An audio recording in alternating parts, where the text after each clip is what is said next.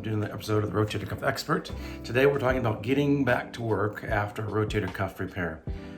So lots of questions come in about this. Can I get back to work? How long will it take me to get back to work?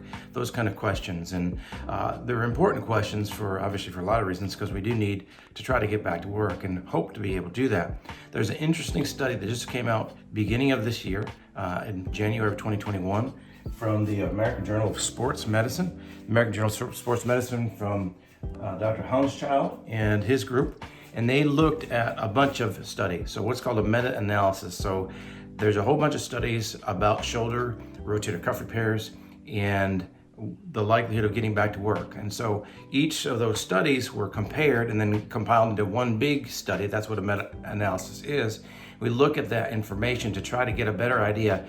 What is the likelihood of you being able to go back to work after your rotator cuff repair? So they had about 1,200 patients, and those patients, again, had rotator cuff repair. The average length of time it took to get back to work after a rotator cuff repair was 8 months, plus or minus a month or so. So somewhere around 8 months is when they got back to work, if they did get back to work. The key things, when we look at this, there was, that ring is right in the way, isn't it? 33 and a half or 33 and 3/4 patients did not get back to work, or did not get back to their normal job, I should say. They may go back to work, but they may not be able to do the job they did before. And so we break that down in and go, okay, well, what kind of job do they go back to, if they could go back to? And this is the breakdown. If you have a light duty job, and that means, not working real hard, not construction, that kind of stuff, about 94% of people will go back to their job in a light duty setting. If they have a moderately hard job, 75% will go back. And if they have a heavy job, only 63% will go back and be able to do that job. I see it in my practice. I see a lot of people who injure their shoulder, and if they are heavy duty laborers, whether it's construction or building houses or whatever, a lot of them, about a third of them aren't able to go back to their regular job. I see a lot of them air marshals in my practice, and a lot of them, after they had their shoulder surgery, because their job is so demanding, or potentially so demanding, that they may not be able to get back to their regular job again. And that's important when we talk about this.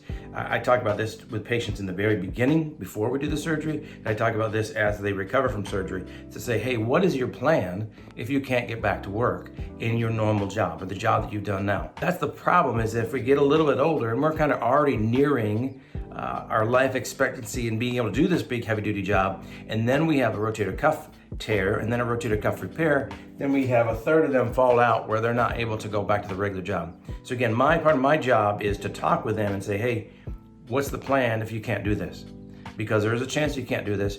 So what are the other things you have? What are those other skill sets do you have to be able to get back to a different job? Okay, so again, the take home message is 33% probably not going back to work.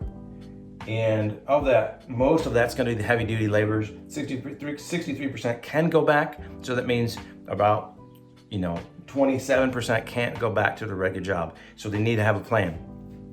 And then the other thing to think about is when we talk about, well, why would that be? I mean, is there something that the surgeon's not doing, or something the surgeon is doing? Does it have to do with how they got hurt, right? So we see a lot of patients under workers' comp who hurt the shoulder.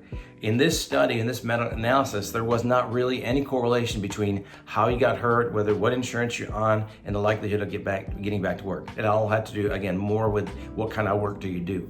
And then we say, well, does it have to do with operative techniques? As you know, if you look through my channel, there's a bunch of videos on how we do rotator cuff repairs, the techniques we use, the open, the mini open, the all arthroscopic. And when they look at that and look at that data of that 1,200 patients or so, it doesn't look like that makes any difference either. So unfortunately, it just may be the nature of having a rotator cuff tear. Now, obviously, as surgeons, we want to get better and better as time goes by, have better techniques, and better rehab protocols and those kind of things. But at this point, it doesn't look like those kind of things are what create the inability to get back to work has more to do with what that patient does. I hope this helps. Hope this answers questions. If you have any other questions, please put them down below in the comments. I will answer. I will look at every comment that comes in. And if you have another question you'd like to ask, something else you would like in the videos to come forward, please put that down in there. Please like the video. Please subscribe to the channel, and we'll keep it going. Keep on trying to find interesting things to talk about to help better educate people on rotator cuff repairs and recovery after. Thank you very much, and have a great day.